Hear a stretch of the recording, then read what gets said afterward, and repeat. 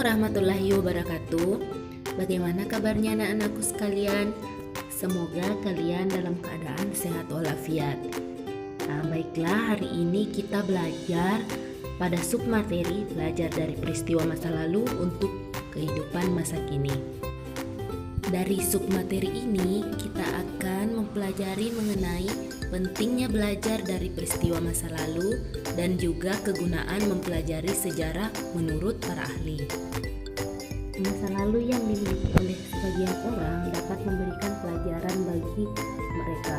Hal ini karena masa lalu adalah masa yang sudah dilewati, tetapi masa lalu bukanlah akhir dari suatu masa, sebab masa lalu adalah gambaran kita untuk bertindak di masa sekarang dan juga untuk mencapai kehidupan di masa yang akan datang. Selanjutnya adalah kegunaan mempelajari sejarah menurut para ahli. Jadi, untuk apa kita belajar sejarah? Sedangkan sejarah itu hanya membahas tentang yang sudah lampau. Secara umum, ilmu sejarah dalam kehidupan masyarakat adalah pedoman untuk melangkah ke masa depan. Artinya, sejarah di sini sebagai kompas penunjuk arah menuju kemajuan suatu masyarakat.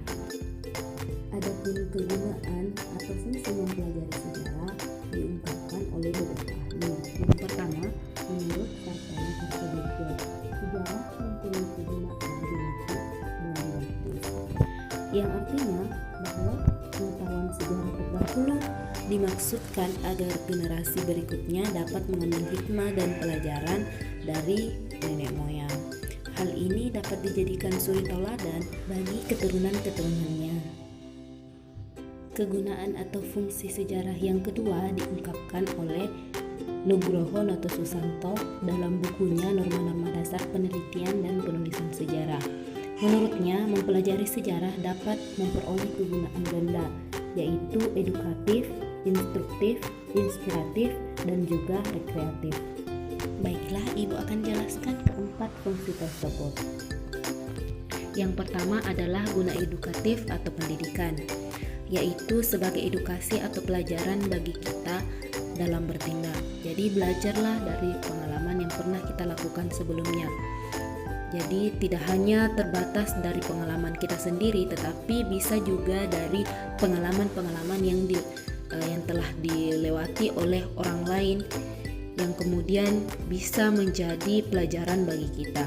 Nah, selanjutnya kita pernah mendengar ungkapan bahwa belajarlah dari sejarah dan sejarah mengajarkan kepada kita. Ungkapan ini memiliki makna bahwa sejarah mempunyai kegunaan sebagai pemberi pendidikan atau pelajaran bagi manusia. Salah satu contoh guna edukatif atau pendidikan ketika kita mempelajari mengenai sejarah perang kemerdekaan, kita dapat ambil pelajaran bahwa dengan persatuan bangsa dan kepandaian dalam berdiplomasi, bangsa Indonesia mampu mencapai kemerdekaannya. Oleh karena itu, sebagai generasi penerus bangsa, kita harus mampu belajar dari pengalaman generasi sebelumnya. Sejarah juga berfungsi dalam proses pengajaran bagi peserta didik. Hal ini diungkapkan oleh C.P. Hill. Fungsi pengajaran sejarah bagi peserta didik antara lain, yang pertama, memuaskan rasa ingin tahu tentang orang lain, para pahlawan, membangkitkan kekaguman tentang kehidupan manusia pada masa lampau. Yang kedua, mewariskan kebudayaan umat manusia kepada para siswa. Dan yang terakhir, membantu mengembangkan rasa cinta tanah air di kalangan para siswa atau peserta didik. Oleh karena itu, kita sebagai tenaga kependidikan harus memberikan edukasi atau pelajaran bagi peserta didik kita untuk mengetahui jasa para pahlawan terdahulu, sehingga kita bisa mengajarkan juga bagaimana rasa cinta tanah air kepada para peserta didik. Kegunaan yang kedua adalah guna instruktif atau pelajaran.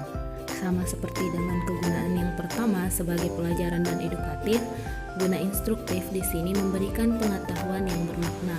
Misalnya, ketika kita mempelajari sejarah kemerdekaan, maka kita akan dapat mempelajari siasat, taktik, dan strategi Jenderal Sudirman dalam mengusir penjajah pada saat pertempuran Palagan di Ambarawa.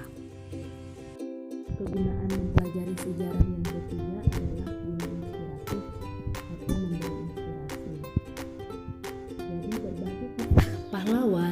peristiwa pada masa lampau dapat memberikan kita inspirasi atau dapat mengilhami para pembaca.